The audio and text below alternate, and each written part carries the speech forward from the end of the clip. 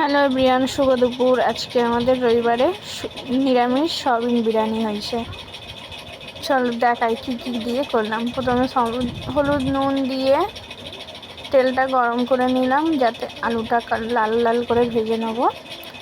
ভেজে নিয়ে হালকা সিদ্ধ করে নিয়েছি, ওইগুলো নেওয়া হয়নি। সয়াবিনটাও সিদ্ধ করে নিয়েছি, ওইগুলো ক্লিপ নেওয়া হয়নি। জলটা ভালো করে নিভিয়ে নিলাম, নিভিয়ে নিয়ে আলুটা লাল লাল করে ভেজে নিলাম। দিলাম এবার গোটা গরম মশলা, আদা জিরে বাটা, কাঁচা লঙ্কা, আর দিয়েছি কাজু পোস্ত বাটা।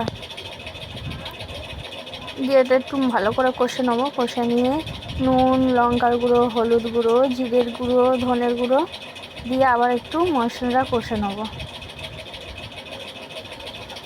একটু গরম ভালো তেল ছাড়লে এবার ম্যারিনেট করে নিই সয়াবিনটা।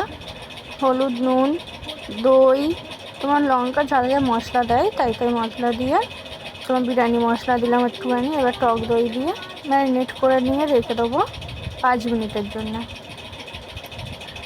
এবার মশলাটা কষে গেলে, তেল ছেড়ে গেলে, ভাজা ভাজা মতন দেখবে, কাঁচা গন্ধটা যখন না ছাড়ছে, ভাজা ভাজা হয়ে গেলে সয়াবিনটা দিয়ে দেবো।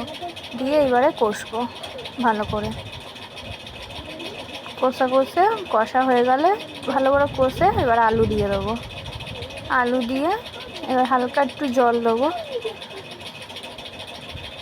জল দিয়ে ভালো করে একটু সিদ্ধ হতে দেবো। কষে ভালো করে জল দিয়ে একটু সিদ্ধ হলো।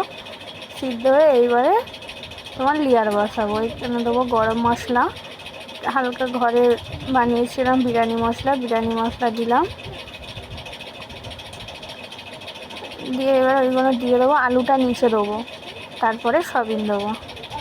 দিয়ে এবার ভাত দিয়ে লেয়ার দেবো, যেমনি লেয়ার দেয়। আপনারা যে খোয়া ক্ষীরও দিতে পারেন, দুধও দিতে পারেন। আমার কাছে এই মুহূর্তে ছিল না, আমার কাছে ছাড় ছিল, আমি ঘরে নিরামিষ উপায়ে সেরকমই করেছি। একটু ফুড কালার, একটু বিরিয়ানি মশলা এসব দিয়ে, কাজু কিশমিশ, যেহেতু নিরামিষ কাজু কিশমিশ দিয়ে করা হয়েছিল।